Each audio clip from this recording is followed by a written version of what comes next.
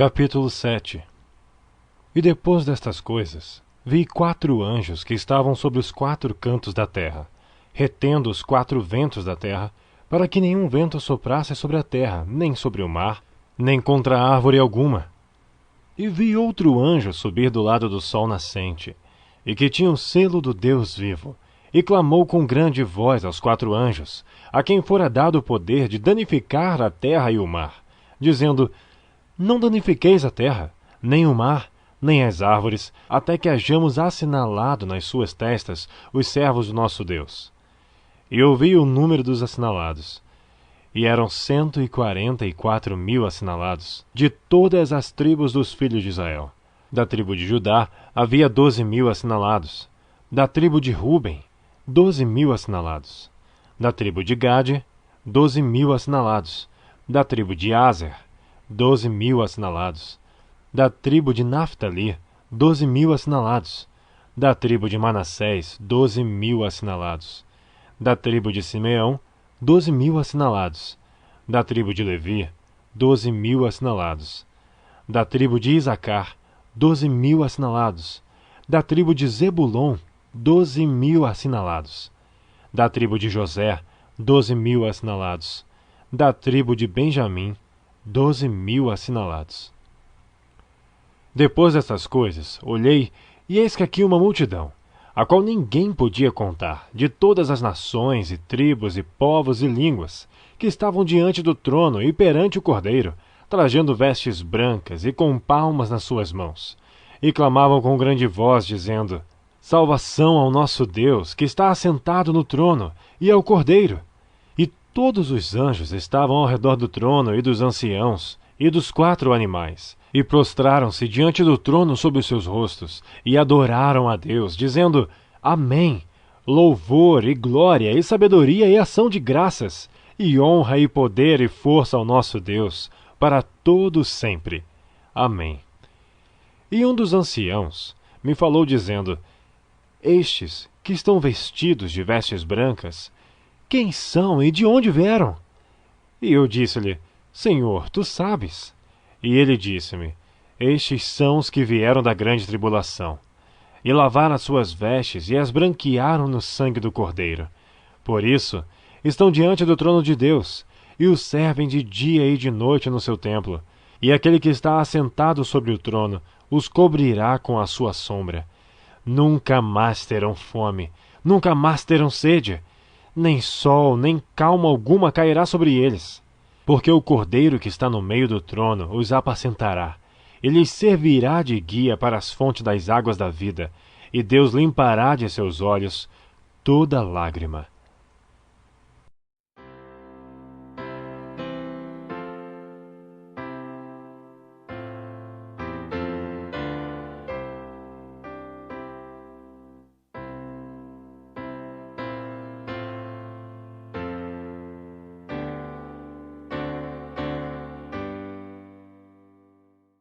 Atos dos Apóstolos. Capítulo 13. Dias de preparo. Depois de seu batismo, Paulo quebrou o jejum e permaneceu alguns dias com os discípulos que estavam em Damasco. E logo nas sinagogas pregava Jesus que este era o Filho de Deus. Ousadamente declarou ser Jesus de Nazaré o ansiado Messias, que morreu por nossos pecados, segundo as Escrituras. Foi sepultado e ressurgiu ao 3º dia, após o que foi visto pelos 12 e pelos outros. E por derradeiro de todos, acrescenta Paulo, me apareceu também a mim, como a um abortivo. 1 Coríntios capítulo 15, versos 3, 4 e 8. Sua argumentação com respeito às profecias era tão lógica, seus esforços tão manifestamente acompanhados pelo poder de Deus, que os judeus ficavam confundidos e incapazes de responder-lhe. As novas da conversão de Paulo havia chegado aos judeus como enorme surpresa. Aquele que havia viajado para Damasco, com poder e comissão dos principais dos sacerdotes, para prender e processar os crentes, estava agora pregando o evangelho do Salvador crucificado e ressurgido, fortalecendo as mãos dos que eram, já, seus discípulos e continuamente trazendo novos conversos para a fé, a que antes tão amargamente se opusera. Paulo fora anteriormente reconhecido como zeloso defensor da religião judaica e implacável perseguidor dos seguidores de Jesus. Corajoso, independente, perseverante, seus talentos e preparo tê-lo-iam capacitado a servir quase em qualquer atividade. Era capaz de arrazoar com clareza extraordinária, e por seu fulminante sarcasmo podia colocar o adversário em posição nada invejável. E agora os judeus viam esse jovem extraordinariamente promissor unido com aqueles a quem antes perseguira, pregando destemidamente no nome de Jesus. Um general que tomba em combate está perdido para seu exército, mas sua morte não acrescenta força ao inimigo. Mas quando um homem preeminente se une às forças opositoras, não apenas se perdem seus serviços, como ganham decidida vantagem aqueles com quem ele se une. Saulo de Tarso, em caminho para Damasco, podia facilmente ter sido fulminado pelo Senhor, e muita força se teria retirado do poder perseguidor. Mas Deus, em sua providência, não apenas poupou a vida de Saulo, mas converteu-o, transferindo assim um campeão do campo do inimigo para o lado de Cristo. Orador eloquente e crítico severo, Paulo, com seu decidido propósito e inquebrantável coragem, possuía as próprias qualificações necessárias à igreja primitiva. Enquanto Paulo pregava a Cristo em Damasco, todos os que o ouviam ficavam admirados e diziam: "Não é este o que em Jerusalém perseguia os que invocavam este nome, e para isto veio aqui, para os levar presos aos principais dos sacerdotes?" Paulo declarava que sua mudança de fé não tinha sido gerada por impulso ou fanatismo, mas fora resultado de irresistível evidência. Em sua apresentação do Evangelho, ele procurava tornar claras as profecias relativas à primeira vinda de Cristo. Mostrava irrefutavelmente que essas profecias se tinham cumprido literalmente em Jesus de Nazaré. O fundamento de sua fé era a segura palavra da profecia. Enquanto continuava a apelar a seus assombrados ouvintes para que se emendassem e se convertessem a Deus, fazendo obras dignas de arrependimento, Saulo se esforçava muito mais e confundia os judeus que habitavam em Damasco, provando que aquele era o Cristo. Muitos, porém, endureceram o coração, recusando-se a atender a sua mensagem, e logo o espanto deles pela sua conversão foi mudado em ódio intenso, semelhante ao que haviam mostrado para com Jesus. A oposição tornou-se tão violenta que não foi permitido a Paulo continuar suas atividades em Damasco. Um mensageiro do céu ordenou-lhe retirar-se por algum tempo. Ele foi para a Arábia, onde encontrou um refúgio seguro. Ali, na solidão do deserto, Paulo teve ampla oportunidade para sossegado estudo e meditação.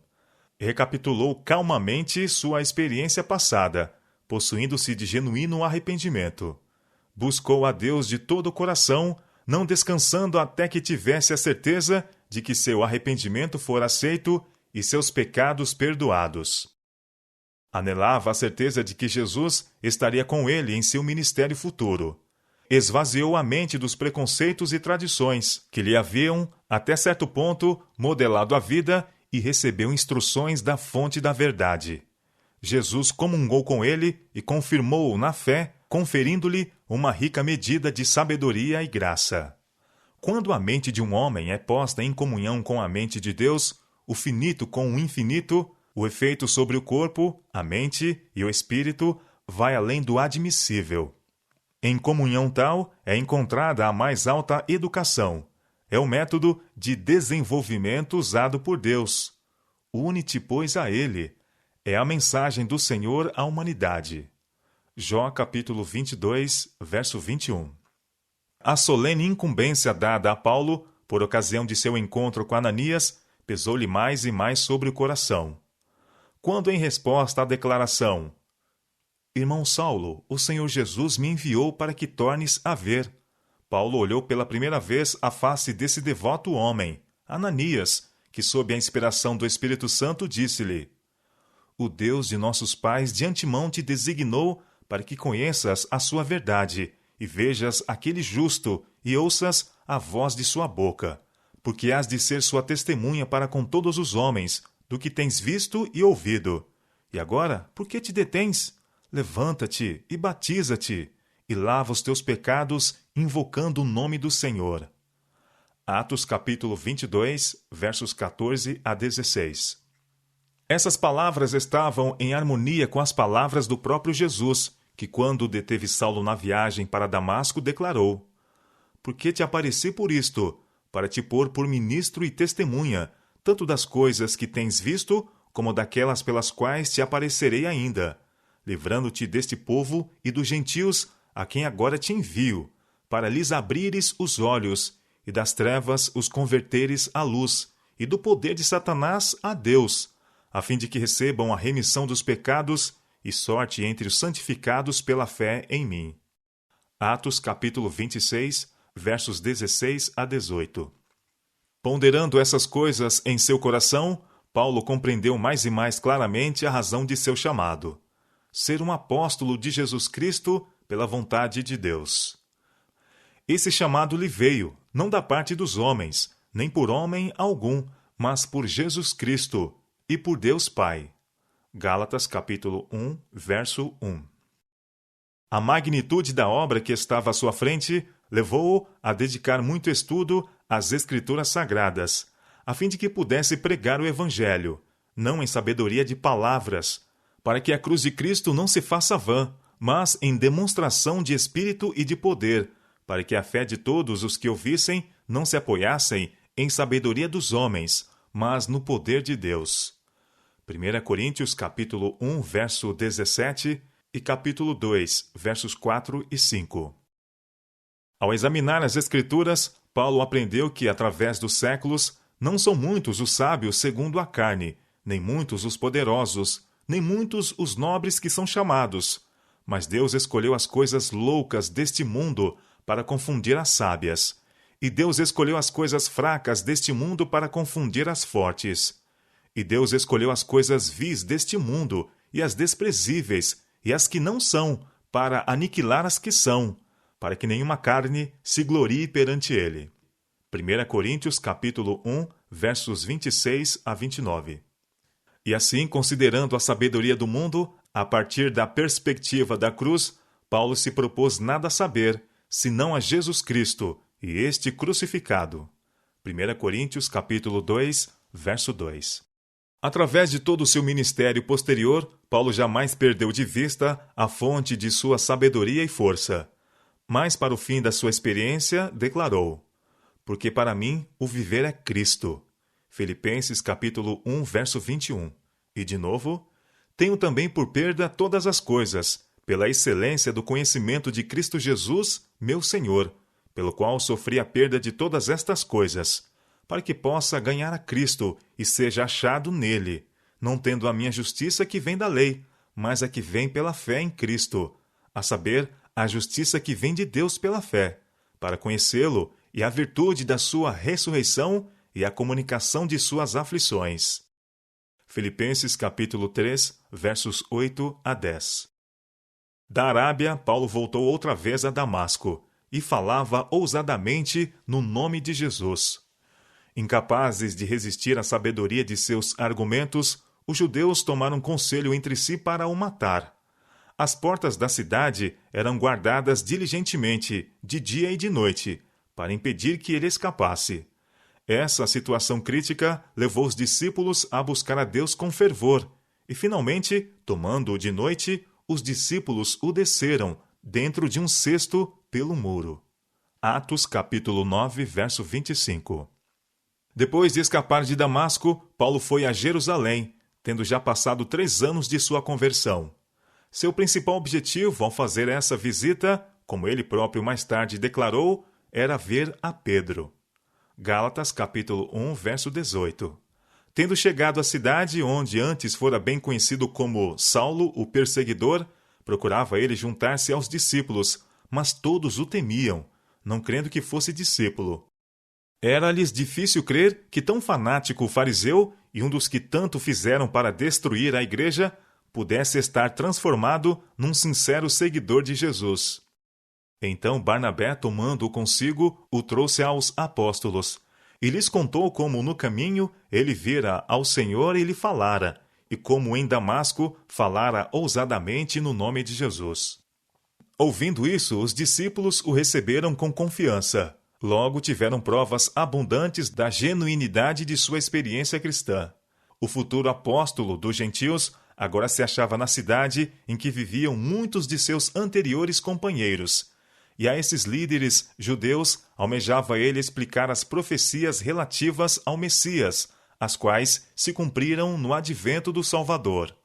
Paulo estava certo de que esses mestres em Israel, com os quais estivera tão bem familiarizado, eram tão sinceros e honestos como ele o fora.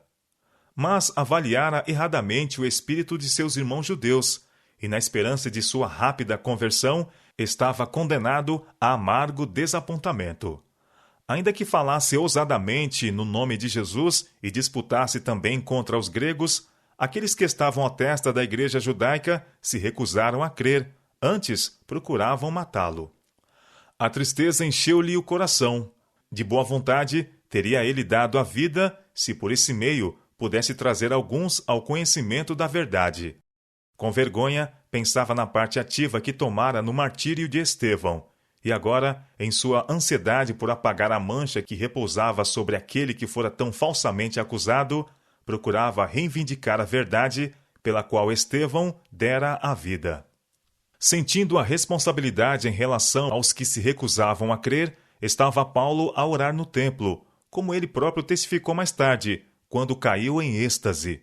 Nisso, apareceu diante dele um mensageiro celestial e disse: Dá-te pressa e sai apressadamente de Jerusalém, porque não receberão teu testemunho acerca de mim. Atos capítulo 22, verso 18. Paulo se inclinava a permanecer em Jerusalém, onde poderia fazer frente à oposição. Parecia-lhe um ato de covardia fugir. Se permanecendo, pudesse convencer alguns dos obstinados judeus quanto à verdade da mensagem do Evangelho, mesmo que o permanecer lhe custasse a vida.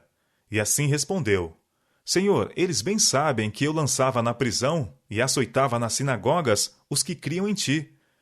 E quando o sangue de Estevão, tua testemunha, se derramava, também eu estava presente, e consentia na sua morte, e guardava os vestidos dos que o matavam. Mas não estava de acordo com os propósitos de Deus que seu servo desnecessariamente expusesse a vida. E o mensageiro celestial respondeu: Vai, porque hei de enviar-te aos gentios de longe. Atos capítulo 22, versos 19 a 21. Ao saberem dessa visão, os irmãos apressaram-se em efetuar ocultamente a saída de Paulo de Jerusalém, receosos de que fosse assassinado. Os irmãos o acompanharam até Cesareia e o enviaram a Tarso. Atos capítulo 9, verso 30. A partida de Paulo suspendeu por algum tempo a oposição violenta dos judeus, e a igreja teve um período de descanso, no qual muitos foram acrescentados ao número dos crentes.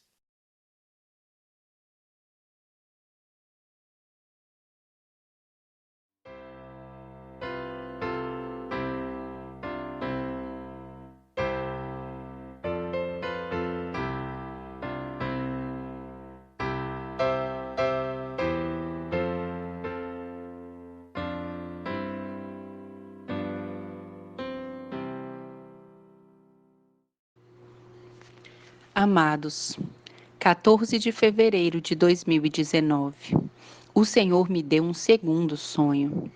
Em sonhos eu vi um tanque de peixes. Era grande em tamanho. Haviam muitas cobras. Estas cobras, de muitos tamanhos e cores, pareciam mansas e não instigavam medo. Eu vi como muitas crianças, jovens e adultos puseram a mão no aquário para tocá-las, e estas mansamente se deixavam ser acariciadas por eles. Enquanto eu observava isso, meus olhos se abriram e pude ver, no fundo do tanque, através do vidro, uma enorme cobra com grandes presas e sua boca sempre aberta. Quando percebi isso, comecei a gritar: Tirem a mão do aquário, ou a serpente os morderá. Corri para eles chorando da mesma forma, até chegar a eles. Estes com gargalhadas zombeteiras e outros com rostos que refletiam grande raiva me olhavam, mas continuavam a atividade. Insisti para que desistissem, mas até os adultos incentivavam os jovens e as crianças a continuarem acariciando as cobras. De repente, a serpente pôs a cabeça sobre as cobras que acariciavam e, com a velocidade do relâmpago, mordeu as mãos daqueles que acariciavam as cobras.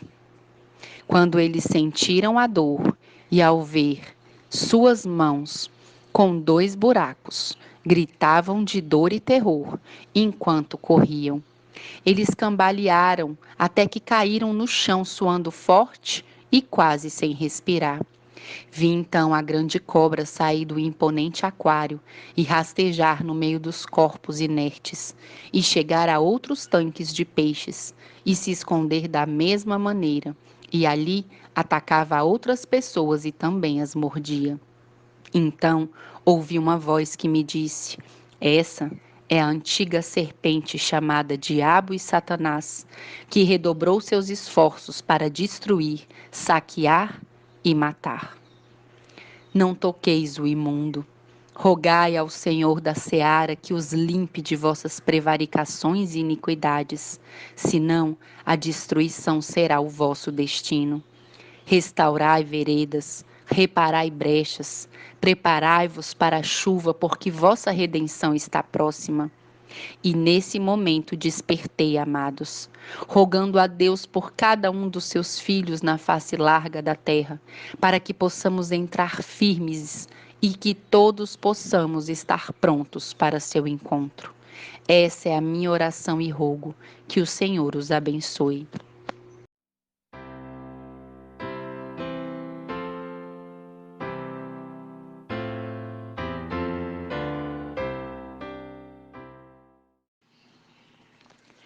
Testemunho do dia 27 de maio de 2019. Em sonhos, eu estava em um terreno amplo, em um campo onde haviam muitas casas. Havia um rio de correnteza forte e grandes cavernas, onde várias pessoas entravam, como sendo uma atração. Vi entrar nessas cavernas 3 pessoas, 2 adultos e um jovem. Enquanto ouvia a voz deles mencionando as belezas e atrativos que ali haviam, tudo começou a sacudir fortemente, e esse tremor ia aumentando. Vi somente 2 pessoas saírem das 3 que entraram nas cavernas.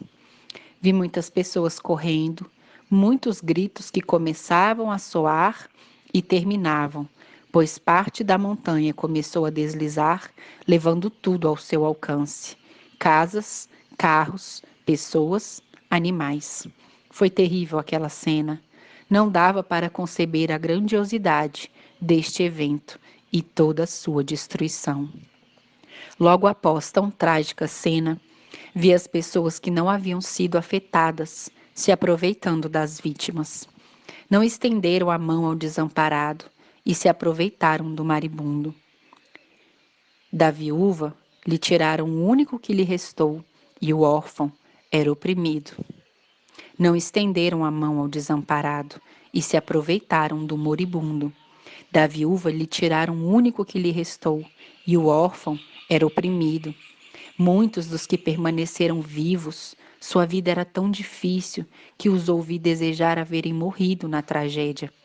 As pessoas se angustiavam em busca dos seus entes queridos que haviam desaparecido, mas sem nenhum êxito.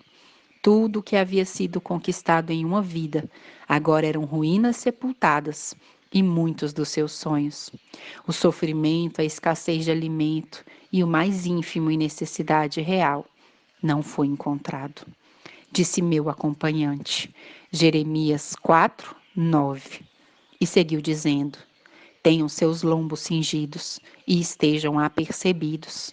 Obedeçam ao Santo de Israel e não deem ouvido à doutrina de demônios. Nesse momento perguntei: Diga-me, por favor, como conhecer uma doutrina de demônios? Me disse: toda mistura de verdade com erro e verdade incompleta não provém do alto e sublime Deus. Isso é doutrina de demônio. Preparem-se, prepare-se, seguiu dizendo, pois uma crise estupenda, de grande mortandade, ruína e grandes calamidades se aproximam, passo a passo. Esteja firmado na rocha eterna e siga minuciosamente suas instruções, só assim poderão ser livrados. Jejuem, orem todo momento, não é tempo de dormir.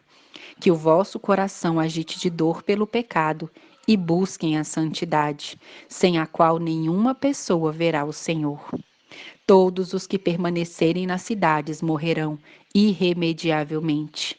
Evitem-nas ao máximo.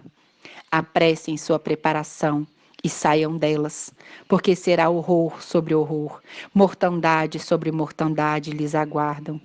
Quem conhece a visitação dessa cidade, senão o santo e sublime?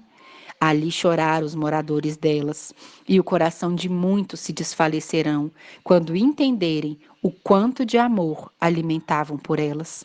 E assim terminou dizendo: saiam dela, povo meu, porque sua hora é chegada. Porque se demoras, quem os poderá livrar? E me deu outro versículo, Oséias 4, 9. Nesse momento, amados, despertei, orando e pedindo ao Senhor que todos nós possamos estar preparados diante do que nos aproxima, mas não com nossas próprias forças, e sim agarrados a Cristo Jesus, para que possamos vencer. Que o Senhor os abençoe.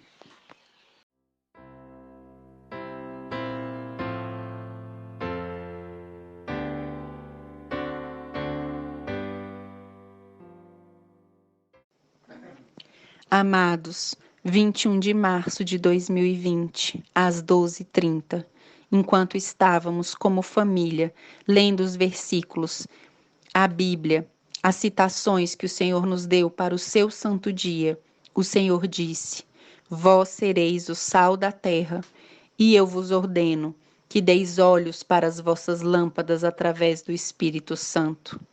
Nunca no meu povo, enquanto vagueavam, houve pestes que entrassem em suas habitações. Mesmo no tabernáculo, nenhuma bactéria, vírus ou fungo prevalecia. Você sabe por quê? E ele disse: incenso, canela, azeite de oliva, mirra, sal e sacrifícios com sal.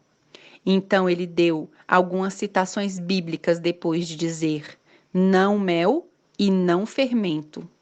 Êxodo 31, verso 11, Êxodo 30, verso 23, Mateus 5, verso 13 e Êxodo 30, verso 34. Quão misericordioso é o Senhor! Eu não consigo entender sua misericórdia na medida em que ela é para cada um de nós. Que Deus, amados irmãos e irmãs, nos permita compreender e que cada um de vocês que ouvir isso possa receber do céu sabedoria e aplicar essas coisas da maneira que o Senhor ditar, para que vocês possam permanecer ilesos diante dessas situações muito difíceis e que estamos vivendo agora e que certamente continuarão a se intensificar. Que Deus o faça. Essa é minha oração e petição. Que o Senhor os abençoe.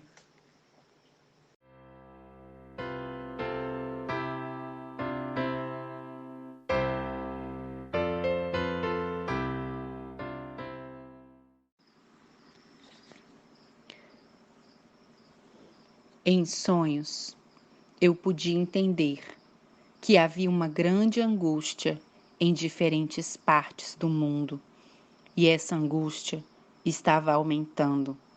Estava aqui também, em Porto Rico. Já não havia estabilidade econômica e nem alimentar, e o pânico era grande. Fui transportada para o quarto de uma irmã que eu conheço. Lá, me vi contando a ela esse tempo e a preparação rápida e decisiva que precisava ser feita. Também me vi exortando a respeito da juventude que luta para ser leal ao Senhor e a respeito do perigo que se aproximava rapidamente. Eu a exortei a se preparar. Foi-me dado a conhecer que a oportunidade tinha chegado ao quarto de sua casa e ela a aproveitou.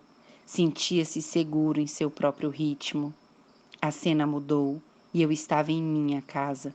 O telefone tocou e eu atendi a chamada e ouvi a voz dessa irmã que com grande medo e angústia me disse: Daisy, o que eu faço? Isso é terrível. O que eu faço agora?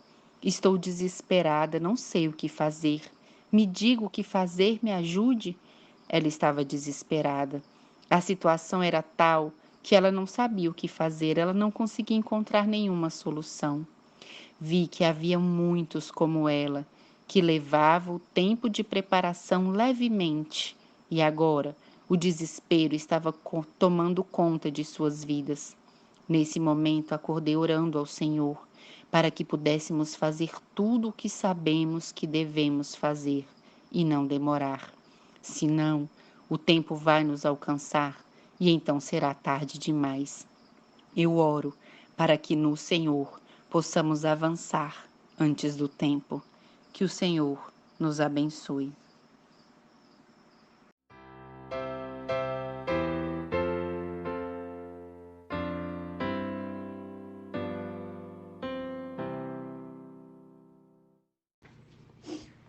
(11 de março de 2021) Foi-me dito que nenhuma injustiça que não seja passada por meio dos processos que o Eterno pede poderia ser perdoada. Pedir perdão a Deus. Pedir perdão às pessoas envolvidas, se houver. Logo, dar justa retribuição ao injustiçado, a restituição. Apartar-se do mal e depois seguir as pegadas do Mestre. Foi-me dito que qualquer injustiça encoberta, de pai para filho, ou filho para pai, marido para mulher, ou vice-versa, acampamento, ou indivíduo para indivíduo, quem quer que saiba da injustiça e a apoie ou a abafe conscientemente, é culpado de juízo. O Eterno não pode ser ridicularizado, e aqueles que o praticam perecerão. Assim foi-me dito que o Eterno passa a revisão minuciosamente naqueles que afirmam ser o seu povo e separa o trigo do joio. Ó, amados irmãos, como isso é tremendo! Queira Deus que possamos nos colocar em contas com Deus, enquanto ainda nos resta algum tempo. Que o Eterno nos abençoe.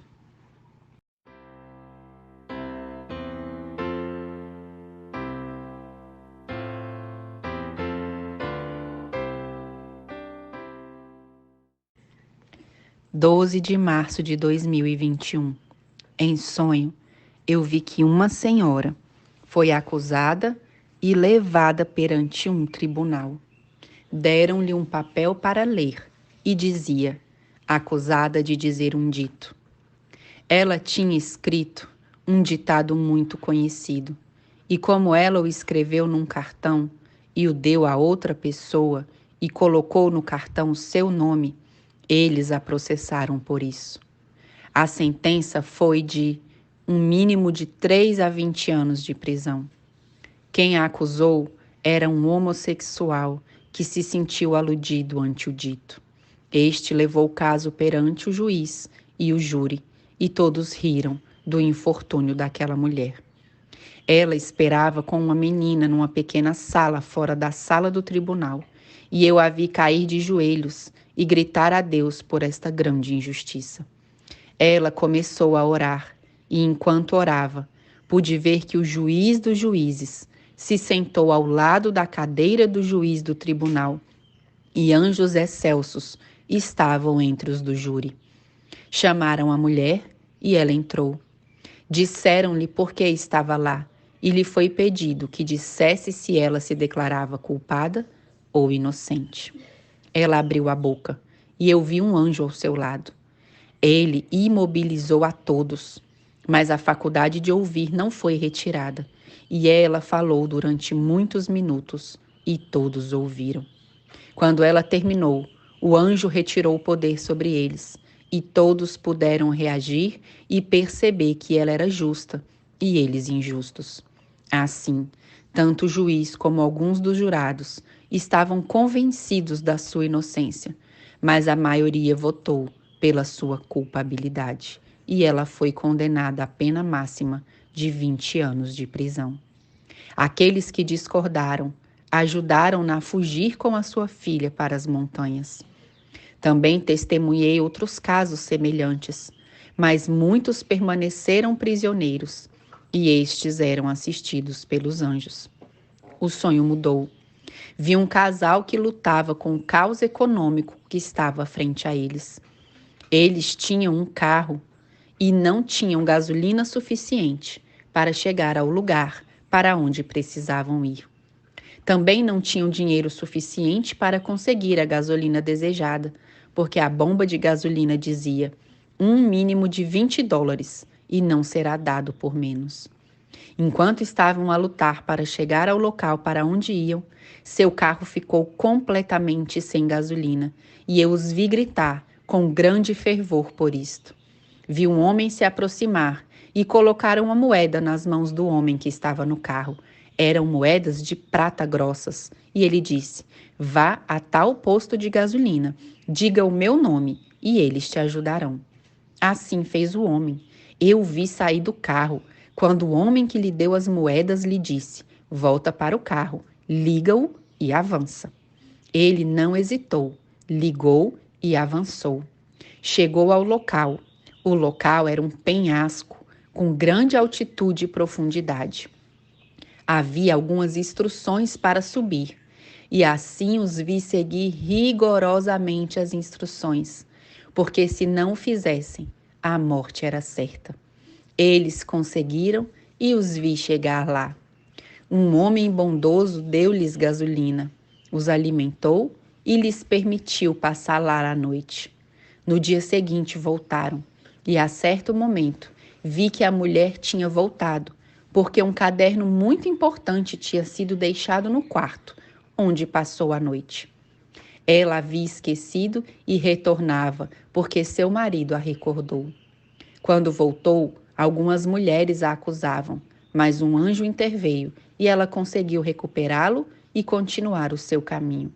Eu os vi chegar a um local onde tinham de continuar a pé, e uma ponte de corda que foi soprada pelo vento estava lá, diante deles.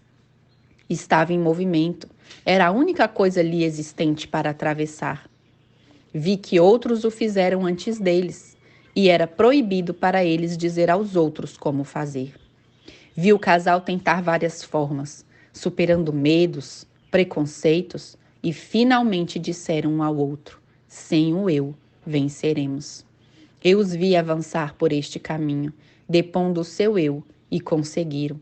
E quando chegaram ao outro lado, vi-os chegar a um lugar onde havia uma placa que dizia: temos livros, podem escolher, tenham-nos. Eu os vi ir para este lugar. Uma senhora com 2 jovens saiu e os cumprimentou, e eles perguntaram pelos livros. A senhora disse-lhes: só tem de passar por um pequeno ditado verbal, e eles concordaram. Ouvi o ditado e haviam 3 perguntas. A primeira: a quem amas mais do que a ti próprio? A segunda: o que dizes é realmente o que pensas? E a terceira: está realmente aqui para a tua própria salvação ou por convicção? Vi o casal olhar-se, vi o homem hesitar, mas a mulher respondeu à primeira pergunta: amo o meu rei, soberano Deus, mais do que tudo. E a segunda pergunta ela respondeu: sim, é assim. E a terceira pergunta ela respondeu: por convicção. Enquanto ela já tinha terminado de responder a essa pergunta, vi que um ser luminoso, muito alto e muito resplandecente testemunhou se a resposta era verdadeira ou falsa. E vi que ele deixou saber que estas respostas que esta mulher tinha dado eram verdadeiras. Então esta senhora disse à mulher, que respondeu: podes levar um livro. Temos aqui este de filosofia, este é de história, este é ciência, este é linguagem e este é dos fundamentos, dos princípios de Deus. A mulher abriu os olhos e exclamou: eu quero os fundamentos dos princípios de Deus. E lá a vi pegar nele e pô-lo no seu seio, depois de beijar o livro. Depois foi o homem, e também lhe fizeram outras perguntas, e estas também foram 3. A primeira: você morrerá por Deus ou morreria por Deus? A segunda: falarias dele, mesmo que isso te custasse a tua vida? A terceira: daríeis a vossa vida por um cristão desconhecido para vós? O homem respondeu a cada uma delas: eu ouvi falar, mas não compreendi as suas respostas. Mas vi que o ser luminoso afirmou o que o homem respondeu, e ele passou a escolher também o livro. Naquele momento acordei e foi-me dito. Provérbios 25. Ó amados, sigamos clamando a Deus uns pelos outros. Que o Senhor nos abençoe.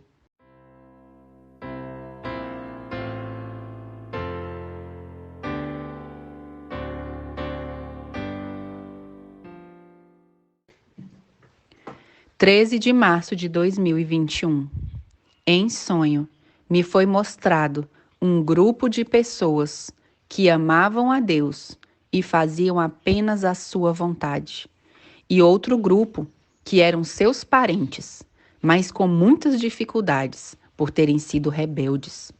Estes vinham diante dos obedientes para pedir ajuda. Assim foi-me deixado saber. Prestai muita atenção. Vi que os ajudaram e procuraram o seu bem, mas estes, os necessitados, não eram de confiança, pois bastava que se sentissem de novo fortes para voltarem à rebelião. Depois foi-me dito: é dever de cada filho meu saber como ajudar, mas só confiem plenamente em mim. Então eu disse: ó Senhor, como saber o que fazer e o que não fazer? Ele respondeu-me, Jeremias 8. Deixo isto convosco, amados irmãos. Vamos ler, vamos analisar, vamos escrutinar, vamos meditar bem na palavra do Eterno, porque só Ele sabe como vencer esta guerra. E precisamos destas estratégias de guerra de Cristo Jesus na vida de cada um de nós, para sermos capazes de vencer pelo seu poder e pela sua misericórdia. Que o Senhor nos abençoe.